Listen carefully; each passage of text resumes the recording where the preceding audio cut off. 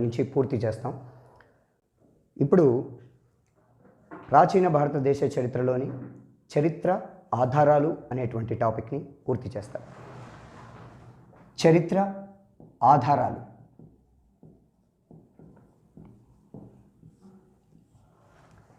ముందుగా చరిత్ర అనేటువంటి పదం, చరిత్ర అనే పదం హిస్టోరియా అనే గ్రీకు పదం నుండి, హిస్టోరియా అనే గ్రీకు పదం నుండి వెలువడింది. చరిత్ర అనే పదం హిస్టోరియా అనే గ్రీకు పదం నుండి వెలువడింది. హిస్టోరియా అనగా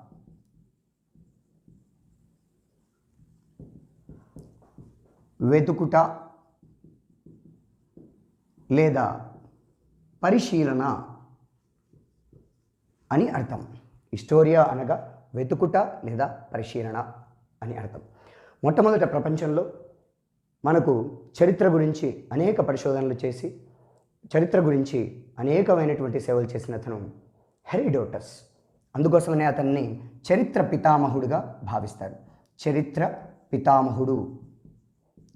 పితామహుడు హెరోడోటస్. హెరోడోటస్ని మనం చరిత్ర పితామహుడుగా భావిస్తాం. ఆ తర్వాత చరిత్ర పితామహుడు తర్వాత మనం అంటే చరిత్ర అనేటువంటి పదం హిస్టోరియా అనే గ్రీకు పదం నుండి వెలువడింది. ఇది బాగా గుర్తుపెట్టుకోవాలి. హిస్టోరియా అనగా వెతుకుట లేదా పరిశీలన అని అర్థం. హిస్టరీ అనేటువంటి వర్డ్ హిస్టోరియా అనేటువంటి గ్రీకు పదం నుండి వెలువడింది. చరిత్ర పితామహుడు హెరోడోటస్. మరియు ఇండియన్ హిస్టరీ అంటే భారతదేశ చరిత్ర మరియు సంస్కృతి. ప్రపంచ దేశాలన్నిటిలో భారతదేశ చరిత్రకు మాత్రమే మనం సంస్కృతి అని గొప్పగా వాడతాం. అందుకోసమనే ఇండియన్ హిస్టరీ మరియు సంస్కృతికి సంబంధించినటువంటి శాస్త్రాన్ని ఏమంటారంటే ఇండాలజీ అని అంటారు. బాగా గుర్తుపెట్టుకోవాలి. ఇండియన్ హిస్టరీ మరియు సంస్కృతికి సంబంధించిన శాస్త్రాన్ని ఇండాలజీ అంటారు.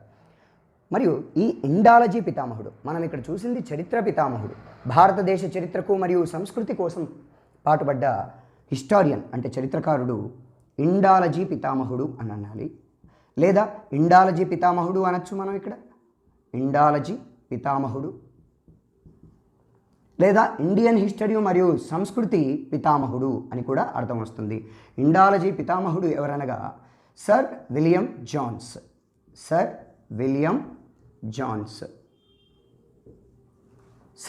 William Johne's. మీకు ఇక్కడ ఇప్పుడు చరిత్ర పితామహుళ్ళు అంటే ప్రపంచానికి సంబంధించి భారతదేశానికి సంబంధించింది ఎవరో నేర్చుకున్నాం. చరిత్ర ముఖ్యంగా మనకు తెలవాలంటే పురావస్తు శాస్త్రం అనేటువంటిది బాగా ఉపయోగపడుతుంది. 1861వ సంవత్సరంలో అనగా మనకి బ్రిటిష్ వారు పరిపాలిస్తున్నటువంటి కాలంలో వారు చరిత్రను వెలికి తీయట కోసం మన దగ్గర ఒక సంస్థను ప్రారంభించారు. 1861లో బ్రిటిష్ వారు ఏఎస్ఐ అనేటువంటి సంస్థను స్థాపించారు. ఏఎస్ఐ అనగా 1861లో ASI archaeological survey of India. బాగా గుర్తుపెట్టుకోవాలి. ఏఎస్ఐ అనగా ఆర్కియాలజికల్ సర్వే ఆఫ్ ఇండియా. ఏఎస్ఐని స్థాపించారు. ఏఎస్ఐని ఎప్పుడు స్థాపించారు? 1861లో ఏఎస్ఐని బ్రిటిష్ వారు స్థాపించారు. ఆర్కియాలజికల్ సర్వే ఆఫ్ ఇండియా అంటారు. దీని యొక్క ఈ ఏఎస్ఐకి ఫస్ట్ డైరెక్టర్ జనరల్, ఏఎస్ఐ యొక్క మొట్టమొదటి డైరెక్టర్ జనరల్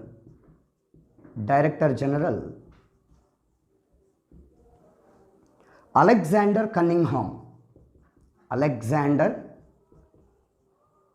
కన్నింగ్హామ్. గుర్తుపెట్టుకోవాలి. ఏఎస్ఐ యొక్క మొట్టమొదటి డైరెక్టర్ జనరల్ అలెగ్జాండర్ కన్నింగ్హామ్. అందువల్ల ఇప్పుడు ఇక్కడ మనం చూసింది ఏంటి? చరిత్ర పితామహుడు అనగా హెరోడోటస్. బాగా గుర్తుపెట్టుకోవాలి. ఇండాలజీ పితామహుడు ఎవరనగా సర్ విలియం జాన్స్. అలాగే ఇప్పుడు భారతదేశ ఆర్కియాలజీ పితామహుడు అంటే పురావస్తు పితామహుడు. భారతదేశంకి మాత్రమే భారతదేశ పురావస్తు పితామహుడు.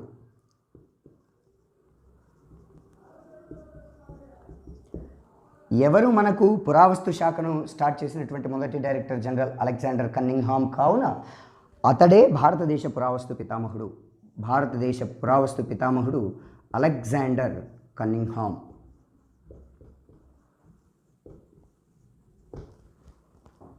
వీరి గురించి అంటే పురావస్తు శాఖ గురించి మనం మాట్లాడుతున్నాం కాబట్టి భారతదేశంలో మీరు చూసుకున్నట్టయితే భారతదేశాన్ని 2 భాగాలుగా విభజిస్తున్నటువంటి రేఖ 23.5 కర్కట రేఖ. కర్కట రేఖకు కింది భాగాన్ని మనం దక్షిణ భారతదేశంగా భావిస్తాం.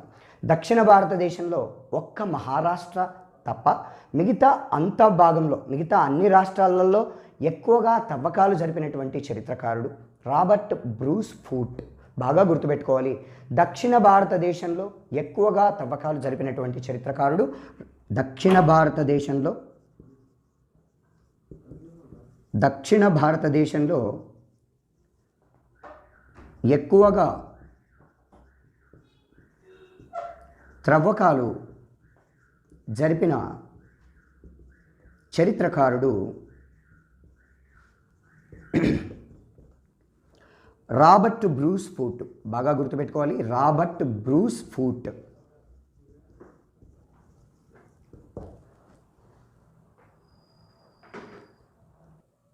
ఇంతకుముందు చెప్పాను, దక్షిణ భారతదేశంలో ఎక్కువగా తవ్వకాలు జరిపిన చరిత్రకారుడు రాబర్ట్ బ్రూస్ ఫూట్. అంటే ఒక మహారాష్ట్ర తప్ప మిగిలిన అన్ని రాష్ట్రాలలో అత్యంత సేవ చేసి మనకు తవ్వకాలు జరిపి మన చరిత్ర మనకు పరిచయం చేసినటువంటి చరిత్రకారుడు రాబర్ట్ బ్రూస్ ఫూట్.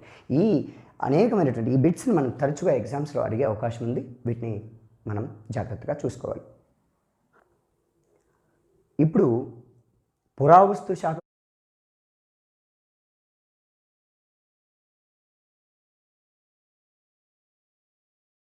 సంబంధించినటువంటివి కొంతమందిని రాబర్ట్ బ్రూస్ ఫూట్ని కానీ మనకి ఏఎస్ఐ ఆర్కియాలజికల్ సర్వే ఆఫ్ ఇండియాను ప్రారంభించినటువంటి అలెగ్జాండర్ కన్నింగ్హామ్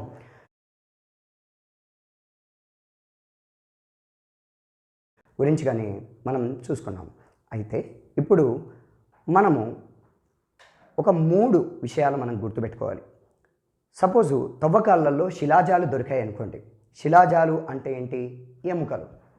తెలంగాణలో అయితే బొక్కలు అంటారు, ఆంధ్ర ప్రాంతంలో ఎముకలు అంటారు. వీటిని మనకి ఎప్పటివి ఆ శిలాజము అంటారు. ఎముకలు బొక్కలు అనేది మనం వాడుక భాషలో కాకుండా శిలాజము అంటారు. ఈ శిలాజము ఏ సంవత్సరాలదో తెలుసుకోవాలంటే ఉపయోగించేటువంటి పద్ధతి కార్బన్ డేటింగ్.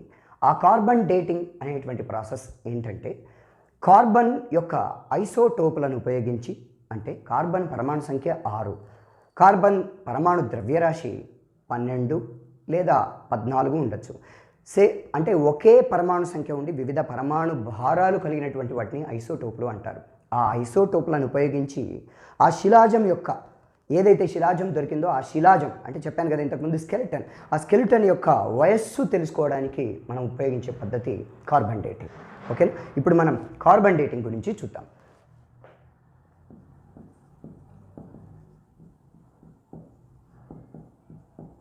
కార్బన్ డేటింగ్ అనగా కార్బన్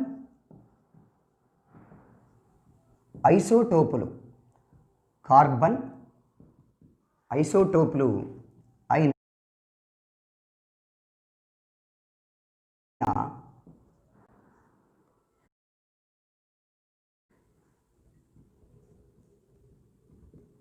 ఒకే పరమాణు సంఖ్యలు ఉన్నాయి, వివిధ పరమాణు భారాలు ఉన్నాయి. కార్బన్ ఐసోటోపులు ఉన్నాయి C12 C14లను, అంటే కార్బన్ ఐసోటోపులు అయిన C12 C14లను ఉపయోగించి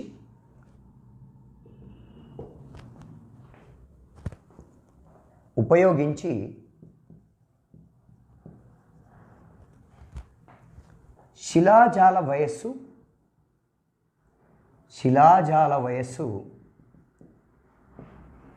లెక్కించుట. బాగా గుర్తుపెట్టుకోవాలి, కార్బన్ ఐసోటోపులు అని అంటే కార్బన్ అంటే ఒక శిలాజాన్ని తీసుకొని వాటి మీద కార్బన్ ఐసోటోపుల్ని పెట్టి ఆ శిలాజాల వయస్సు, మరొకసారి చెప్తున్నాను, శిలాజాలు అంటే ఎముకలు లేదా బొక్కలు అంటారు. వాటి యొక్క వయస్సు తెలుసుకోవడానికి మాత్రమే కార్బన్ డేటింగ్ వాడతారు. కానీ శిలాజాల వయస్సు తెలుసుకోవడానికి కార్బన్ డేటింగ్ వాడతారు. మరి అదే అంతకుముందు ఆదిమ మానవులు వాడినవి, లేకపోతే ఎన్నో పనిముట్లు వాడినవి, ఆ పనిముట్లకు సంబంధించినటువంటి శిలలు, ఇదేమో శిలాజాలు. ఇప్పుడు నేను చెప్పేది శిలలు అంటే రాళ్ళు. ఆ రాళ్ల వయస్సు తెలుసుకోవడానికి మనం కార్బన్ డేటింగ్ ప్రాసెస్ వాడం. దానికి యురేనియం లెడ్ డేటింగ్ అంటాం. ఆ యురేనియం లెడ్ డేటింగ్ ప్రాసెస్ను ఉపయోగించి యురేనియం లెడ్ డేటింగ్ అంటారు. గుర్తుపెట్టుకోండి, యురేనియం లెడ్ డేటింగ్. ఈ యురేనియం లెడ్ డేటింగ్ ఈ పద్ధతిని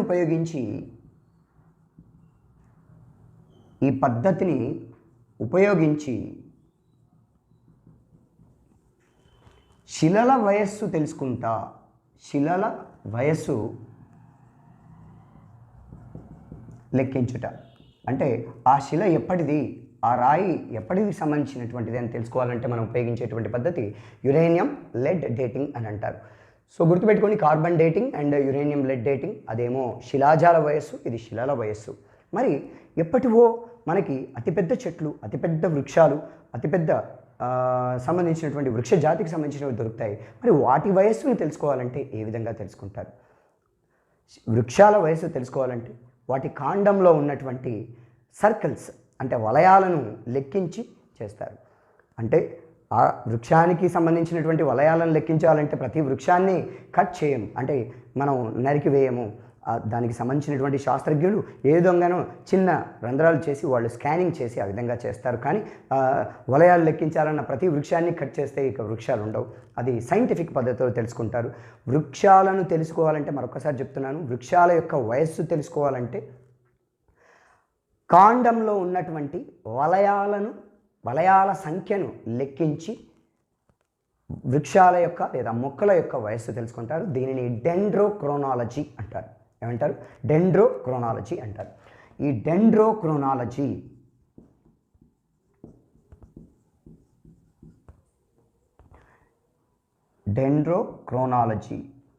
అనగా చెప్పాను కదండి ఇంతకుముందు, ఏంటి?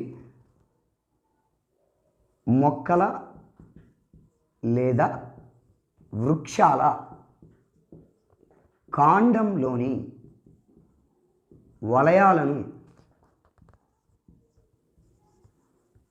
వలయాలను లెక్కించి వయస్సు తెలుసుకుంటా.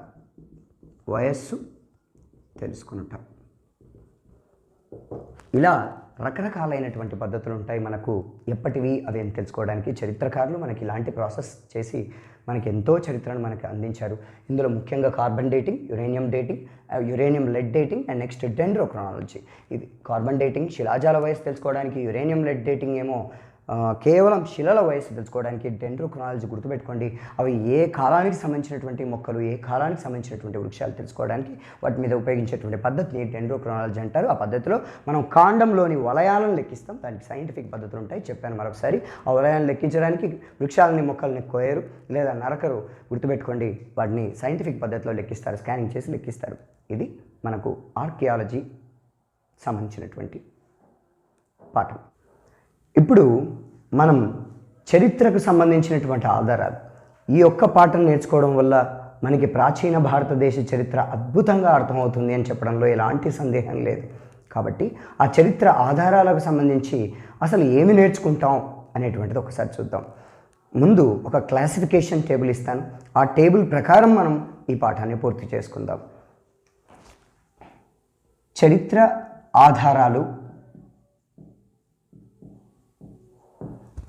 ఆధారాలు చూసుకున్నట్టయితే మనకు రెండు రకాలుగా ఉంటాయి. ఒకటి లిఖిత పూర్వక ఆధారాలు,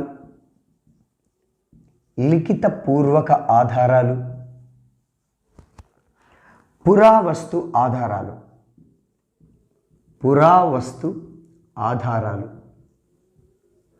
లిఖిత పూర్వక ఆధారాలు, పురావస్తు ఆధారాలని రెండు రకాలుగా ఉంటాయి. ముందు పురావస్తు ఆధారాలకు సంబంధించిన ఏముంటాయి? పురావస్తు ఆధారాలకు సంబంధించి కట్టడాలు, ఒక్కొక్కసారి పెద్ద పెద్ద కట్టడాలు బయటకు వస్తూ ఉంటాయి. ఆ తర్వాత శాసనాలు, వీటిని ఇన్స్క్రిప్షన్స్ అంటారు, నాణ్యాలు, ఈ మూడింటి గురించి ముఖ్యంగా మనం చూస్తాం పురావస్తు ఆధారాల్లో. ఆ తర్వాత లిఖితపూర్వక ఆధారాల్లో చూసుకున్నట్టయితే మనకి రెండు రకాలుగా ఉంటాయి. లిఖితపూర్వక ఆధారాల్లో ఒకటి దేశీయ ఆధారాలు, అంటే లోకల్ ఎవిడెన్సెస్ అంటారు వీటిని. విదేశీ ఆధారాలు, విదేశీ ఆధారాలు. విదేశీ ఆధారాల్లో చూసుకున్నట్టయితే మనకు ముఖ్యంగా ఉపయోగపడేవి, అంటే మన ప్రాచీన భారతదేశ చరిత్రకు అద్భుతంగా ఉపయోగపడేటువంటి ఆధారాలు, ఒకటి గ్రీకు ఆధారాలు,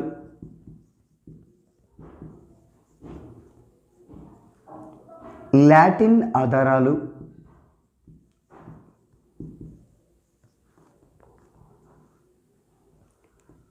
చైనీస్ ఆధారాలు.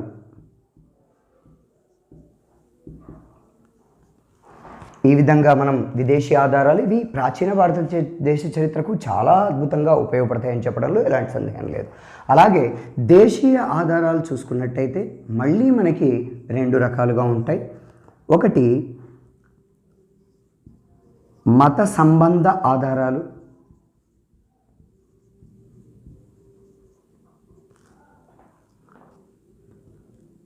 లౌకిక ఆధారాలు. ఈ లౌకిక ఆధారాలు అనేవి చాలా ఉంటాయి, చాలా గొప్ప పుస్తకాలు. ఇవే మనకు చరిత్ర గురించి చాలా అద్భుతంగా చెప్తాయి. కాబట్టి మత సంబంధ ఆధారాలు చూద్దాం. వీటికి పోర్షన్ ఎక్కువ ఉంటుంది. వీటి గురించి మనం చెప్పుకునేటప్పుడు వాటి గురించి మనం డిస్కస్ చేద్దాం. మత సంబంధ ఆధారాల్లో చూసుకున్నట్టయితే మూడు రకాలుగా మళ్ళీ ఉంటాయి. అందులో వైదిక ఆధారాలు. వైదిక ఆధారాలు, వైదిక ఆధారాలు అనగా వేదాలకు సంబంధించినటువంటి ఆధారాలన్నీ కూడా మనం నేర్చుకుంటాం. ఆ విధంగానే వైదిక ఆధారాల తర్వాత జైన సంబంధ ఆధారాలు. బౌద్ధ మతం కంటే ముందు వచ్చినటువంటిది జైన సంబంధమైనటువంటి ఆధారాలు, జైన మత ఆధారాలు. అలాగే బౌద్ధ మత ఆధారాలు, బౌద్ధ మత ఆధారాలు.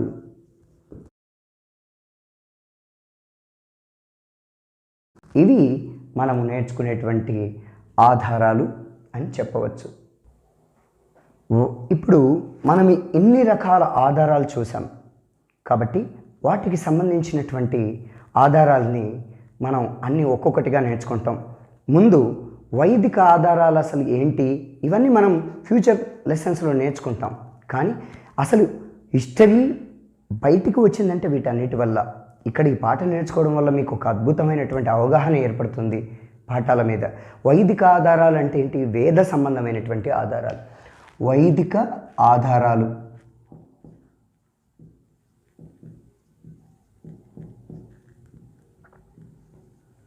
అంటే వేదాలు. మనకి వేదాలు 4 వేదాలు: ఋగ్వేదం, యజుర్వేదం, సామవేదం, అథర్వణ వేదం. 4 వేదాలని మనం నేర్చుకుంటాం ఇక్కడ. ఆ వేదాలకు సంబంధించి ఉపవేదాలు.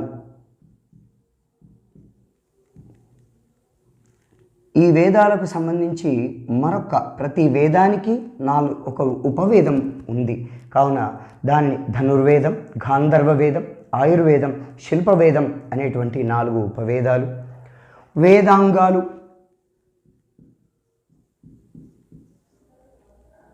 ఇవి 6 ఉంటాయి: శిక్ష, నిరుక్త, కల్ప, జ్యోతిష్య, వ్యాకరణ, ఛందస్సు అనేటువంటి 6 వేదాంగాలు.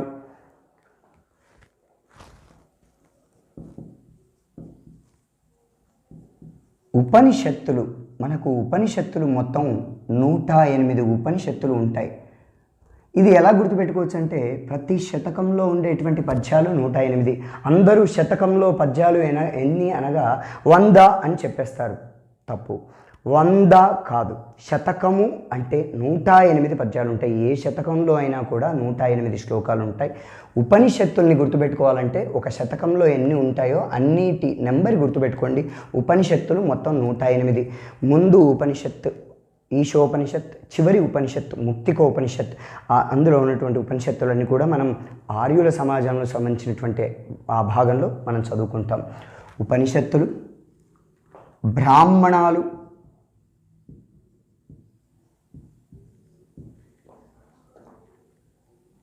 అరణ్యకాలు, పురాణాలు. పురాణాలు మనకు 18 పురాణాలు ఉంటాయి. ఈ పురాణాలు, వేదాలు, ఉపవేదాలు, వేదాంగాలు, ఉపనిషత్తులు, బ్రాహ్మణాలు, అరణ్యకాలు, పురాణాలు మనకి అనేకమైన చెప్తాయి. ఈ పురాణాలు మన చరిత్రలో అనేక రాజవంశాల గురించి కూడా వివరిస్తున్నాయి. కాబట్టి ఈ పురాణాలు మరియు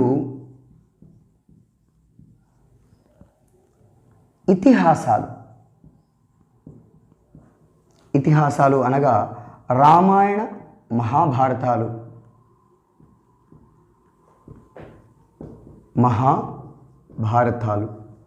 ఇవన్నీ మనకి వేదాలు, ఉపవేదాలు, వేదాంగాలు, ఉపనిషత్తులు, బ్రాహ్మణాలు, అరణ్యకాలు, పురాణాలు మరియు ఇతిహాసాలు, రామాయణ మహాభారతాలు ఇవన్నీ కూడా మనకు వైదిక ఆధారాలు. వీటన్నిటిని మనం తొలి వేద కాలంలో పూర్తిగా క్లుప్తంగా కాకుండా పూర్తి వివరణతోటి వీటిని నేర్చుకుంటాం. ఇవన్నీ చేయబట్టి కూడా వీటి ఆధారంగా మనం చరిత్రను నేర్చుకుంటామని చెప్పడానికి ఏం నేర్చుకుంటామని చెప్తున్నాం. అలాగే ఆ తర్వాత జైన ఆధారాలు,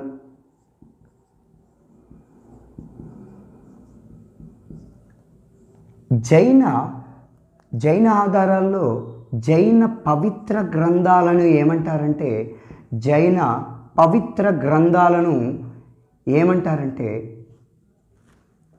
అంగాలు అంటాం. అంగాలు అంటాం. అంగాలను అంతకు ముందు, అంటే పౌరాణిక కాలంలో వీటిని ఏమనేవారంటే పూర్వాలు అని అనేవారు.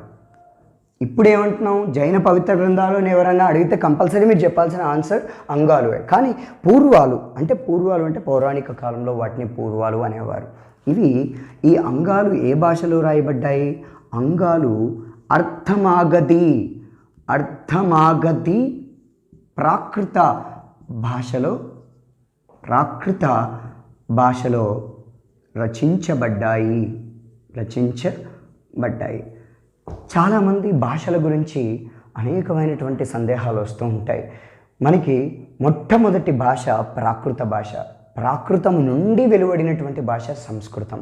ఆ సంస్కృతం నుండి మన భారతదేశంలో అనేకమైనటువంటి భాషలు వెలువడ్డాయి. జైన పవిత్ర గ్రంథాలను అంగాలంటారు. మన చరిత్రకు సంబంధించిన జైన ఆధారాల్లో ముఖ్యమైనటువంటివి మన జైన ఆధారాలు. మన భారతదేశ చరిత్ర గురించి చెప్పేది జైన గ్రంథాలు. చూడండి, జాగ్రత్తగా నేర్చుకోవాలి. ఇక్కడ జైన గ్రంథాలు, రచయితలు ఎవరు రాశారు? జైన గ్రంథాలు. మొదటి జైన గ్రంథం తీసుకున్నట్టయితే జైన కల్పసూత్ర, దీనిని భద్రబాహు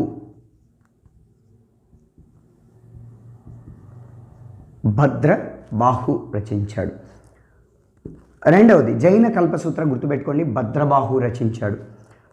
పరిశిష్ట పర్వన్, ఇది ప్రొనౌన్స్ చేయడానికి ఎంత బాగుంది కదా, పరిశిష్ట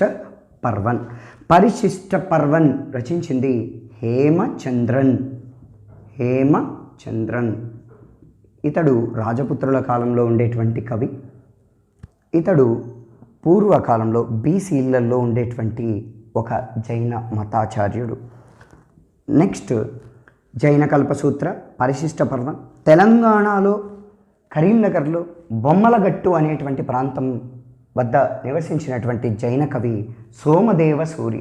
ఇతడు రచించినటువంటి గ్రంథాలు యశస్తిలక చంపూ కావ్యం. నాలుగవది కథా కథా సరిత్సాగరం, కథా సరిత్సాగరం, ఈ రెండు కావ్యాలను రచించింది మనకి సోమదేవసూరి.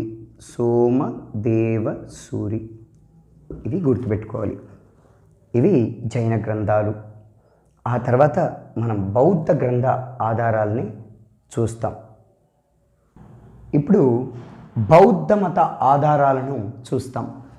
బౌద్ధ మత ఆధారాలు చూసుకున్నట్టయితే ఈ బౌద్ధ మత ఆధారాల తర్వాత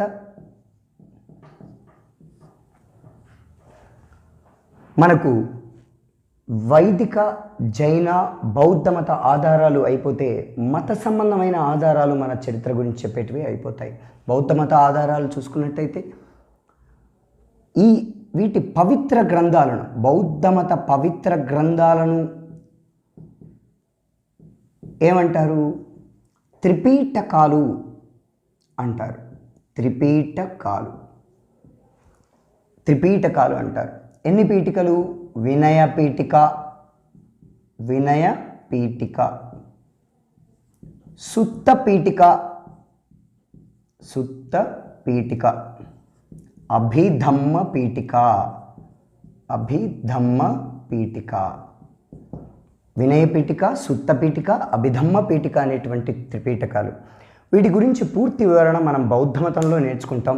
ఇప్పుడు పవిత్ర గ్రంథాలను ఏమంటారు? త్రిపీఠకాలు. ఈ త్రిపీఠకాలు కూడా మన చరిత్ర గురించి వివరిస్తున్నాయి. అలాగే బౌద్ధ మతానికి సంబంధించినటువంటి గొప్ప మతాన్ని అవలంబించినటువంటి గొప్ప రసాయన శాస్త్రవేత్త కూడా ఆయన. తెలంగాణ, ఆంధ్ర ప్రాంతాలకు సంబంధించినటువంటి నాగార్జున కొండ అందరికీ తెలిసే ఉంటుంది. ఆ నాగార్జున కొండపై తపస్సు చేశాడు. ఎవరి కాలంలో తపస్సు చేశాడు? మనం శాతవాహనులు అని వింటాం. ఆ శాతవాహనులలో 27వ రాజు అయినటువంటి యజ్ఞశ్రీ శాతకర్ణి సమకాలికుడు ఎవరు? మనకు ఆచార్య నాగార్జునుడు. ఆచార్య నాగార్జునుడు తపస్సు చేసుకున్నటువంటి ప్రాంతం నాగార్జున కొండ. కానీ నాగార్జున కొండ మొదటి పేరు నాగార్జున కొండ కాదు. ఆచార్య నాగార్జునుడు తపస్సు చేశాడు కాబట్టి నాగార్జున కొండ అని పేరు వచ్చింది. అంతకుముందు దాని పేరు శ్రీపర్వతం లేదా విజయపురి అనేవారు. కానీ ఆ తర్వాత కాలంలో ఆ నాగార్జున కొండ అని పేరు పెట్టింది యజ్ఞశ్రీ శాతకర్ణి. ఆచార్య నాగార్జునుడు బౌద్ధ మతంలోని మహాయానం అనేటువంటి శాఖను అతను అవలంబించాడు. మహాయానాన్ని అవలంబించాడు. మహాయానం అంటే పెద్ద వాహనం, హీనయానం అంటే చిన్న వాహనం. మహాయానం అంటే బిగ్ వెహికల్, హీనయానం అంటే స్మాల్ వెహికల్. ఇది గుర్తుపెట్టుకోవాలి. మహాయానాన్ని అవలంబించి బౌద్ధ మతానికి సంబంధించినటువంటి అనేక గ్రంథాలు రచించాడు. బౌద్ధ మతానికి సంబంధించినటువంటివి, చరిత్ర ఆధారాలకు సంబంధించినటువంటి అనేకమైనవి ఆ పుస్తకాల ద్వారా, గ్రంథాల ద్వారా మనకి తెలుస్తున్నాయి. చూద్దాము ఒకసారి. ఆచార్య నాగార్జునుడు బౌద్ధ మత మహాయానాన్ని అవలంబించాడు. మహాయానాన్ని అవలంబించాడు. గుర్తుపెట్టుకోండి, మహాయానాన్ని అవలంబించాడు. అతడు రచించిన గ్రంథాలు, ఇది బౌద్ధ మతానికి సంబంధించింది కాబట్టి అతడు రసాయన శాస్త్రంపై రచించిన రసవాదం ఇందులో రాసుకో. ఇది బౌద్ధ మత ఆధారాలు కాబట్టి ఇందులో లలిత విస్తార, ఆ తర్వాత కరాంద వ్యూహ. ఈ గ్రంథాలను అందరూ వీటిని పర్ఫెక్ట్గా నేర్చుకుంటే మీకు గ్రంథాలు, నాణ్యాలు, బిరుదులు, శాసనాలు, యుద్ధాలు ఎప్పుడు జరిగాయి, మ్యాక్సిమం వీటి నుండే 70% హిస్టరీ కవర్ అవుతుంది. కాబట్టి గ్రంథాల గురించి, అందుకే ఈ ఒక్క లెసన్ అందరినీ చాలా జాగ్రత్తగా ముందుకు నడిపించేటువంటి పాఠం. అందుకే ముందు నేర్చుకుంటున్నాం. లలిత విస్తార, కరాంద వ్యూహ, సుహృల్లేఖ,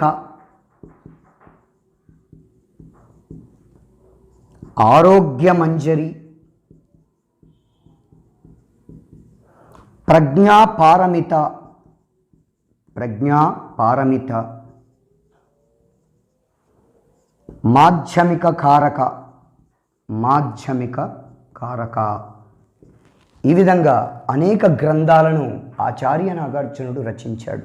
మరి ఆచార్య నాగార్జునుడు రచించక ఇంకా మిగిలిన బౌద్ధ గ్రంథాలు ఏమని చెప్పినట్టయితే మనకి శ్రీలంకకు సంబంధించినటువంటి గ్రంథాలు కూడా, శ్రీలంకకు సంబంధించిన గ్రంథాలు కూడా భారతదేశ చరిత్రను వివరిస్తున్నాయి.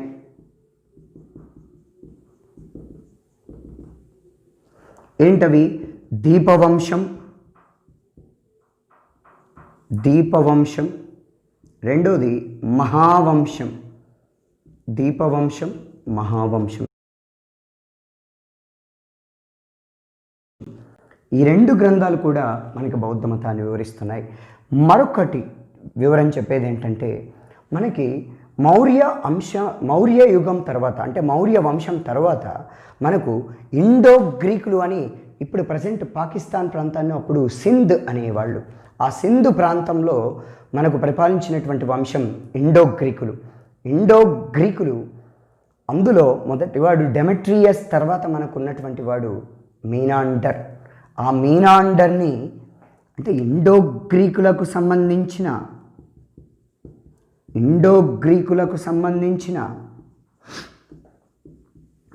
ఏ రాజు? మీనాండర్.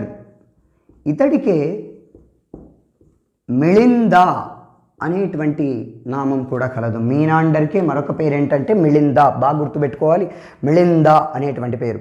ఇండో గ్రీకులకు సంబంధించిన మీనాండర్ అనే పాలకుడు నాగసేనుడు అనే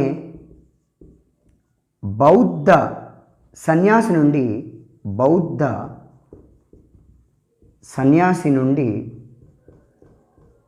బౌద్ధ మతం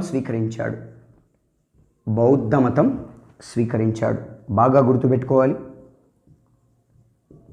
ఇండో గ్రీకులకు సంబంధించిన మీనాండర్, మిళిందా అనే పాలకుడు, నాగసేనుడు అనే బౌద్ధ మత సన్యాసి నుండి బౌద్ధ మతం స్వీకరించాడు. వీరిద్దరి సంభాషణ అంటే కన్వర్జేషన్, వీరిద్దరి యొక్క సంభాషణనే మనం ఏమంటారంటే మిళింద పన్హా అనే బుక్కుగా రాశారు. మిళింద పన్హా అనే గ్రంథంగా రాయబడింది. ఈ గ్రంథాన్ని రచించినది నాగసేనుడు.